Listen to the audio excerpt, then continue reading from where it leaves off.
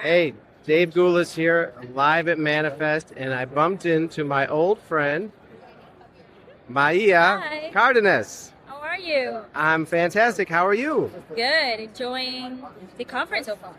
Yes. I mean, and I don't know about you, but the energy here this year has just been off the charts. It's been off the chart, and also there is so many people that it's kind of like overwhelming sometimes, but it's amazing. I've met so many people and reached out to also new friends.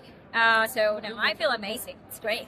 Yeah, and I mean, and I'd love your perspective on this, because one thing I love about the logistics industry is it's so collaborative. Everyone is so willing to work together, and I've bumped into so many old friends and then made new connections too, and everyone seems to be so focused on solving the ever long list of problems that come as logistics evolves. So how would you say?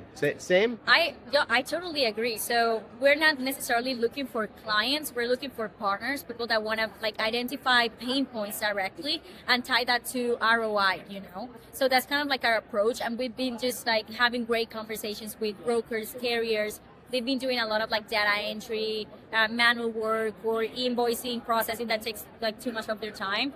And we act like a partner, like how much time or money can you save if we do like an automation or anything? And if it makes sense to them in terms of money, we can like present that option to them. But if it's expensive or doesn't make sense for them in numbers wise, we just don't even try to pitch it.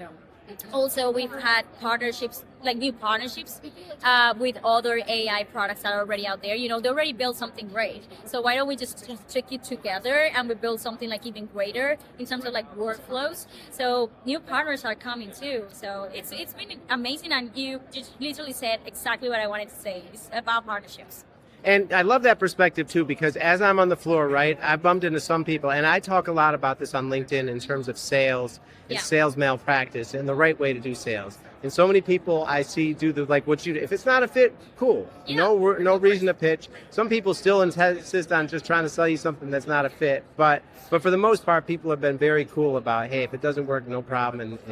Or they'll point you in the right direction. So I've had that also with other people. Like we're having a conversation, how we can automate certain parts of the back office operation. And they're like, you know what, I'm on the operational piece, like on the logistics side of it. But you should talk to marketing because it's a great use case. And they direct you to the right person, or they politely say, we're not there yet, we have too much on our plate right now, but it's great what you're doing. And that's very I respect that, and I like that from this industry.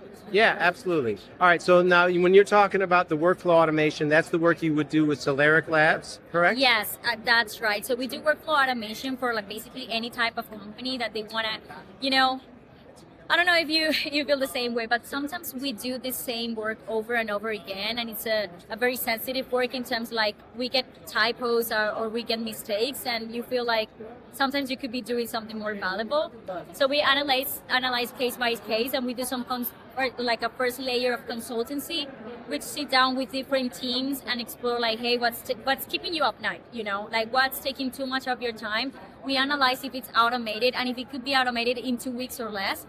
If it's automated and the ROI is high, the client is just you know what, I'll pay you for this, and just like an example of it, we had a client that was paying 3.5 for a PR agency to scrap all the data from the internet and get information if there's someone talking good or bad about the brand because they were in the stock market.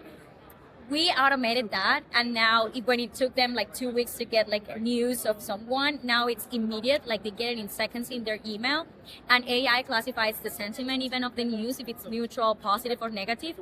That way, the impact in the stock market is not even we cannot even calculate the impact of it, but I can tell you they don't pay anymore 3.5K, so we save them 35 grand per year for life. And the automation, 20K. So when you start putting things in perspective and you focus on what's most important is the ROI, it's like an easy sell. Yeah, if it's a fit, right, it just makes sense. And it is. I love how you're talking about giving up that tedious stuff that sometimes entrepreneurs have so much trouble just letting go of the work they shouldn't be doing. Yeah. And fantastic that you've got a solution for that. Yeah. And also you've got another company, and it's called... The StoryGen. The StoryGen, and you're a marketing savant. You're killing it on LinkedIn, and that's what you help other people with. And so tell us about that company. So it's a creative agency. We started like a year or 2 years ago. I don't know already, but we have like 5 active customers on a retainer, plus the projects that we get of website, UX, UI, advertising. It's like a one-time thing, or even branding. But we do content marketing in general, like kind of like completing the full funnel, and we help customers acquire new leads, get the right messaging out, and kill it digitally wise, because that's where most people or most of your contacts get. And yeah, that's what we're doing. We're more than 10 people already, so I'm kind of like super happy about it, about all the growth that we're having right now. And well, if you're a broker, a startup within logistics, and you're looking for a marketing partner, just DM me on LinkedIn. I'm all yours. And one more question too, because we were just talking about this with AI search and everything. So one thing I've noticed too is sometimes people have like kind of fear of putting themselves out there and doing content marketing and what are people going to think. But talk about the value that you see from your perspective doing content marketing. Well, people really want to know you.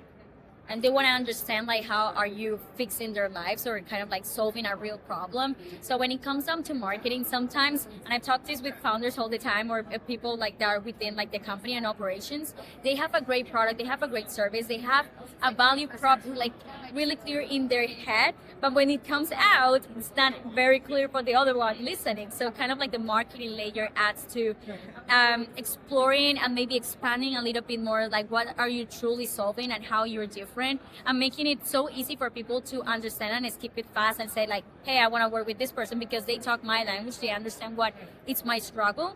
And you just take it from there. Like, we're not here to do sales. That's for your salespeople, or that have like thousands, not thousands, but a lot of years of experience in the industry. But marketing makes sure that the message is massive and understandable, skippable, easy to digest. So your sales team just do the closures.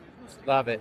Okay, and Maria, if people want to find you on LinkedIn or your website, what's the best way people can reach out?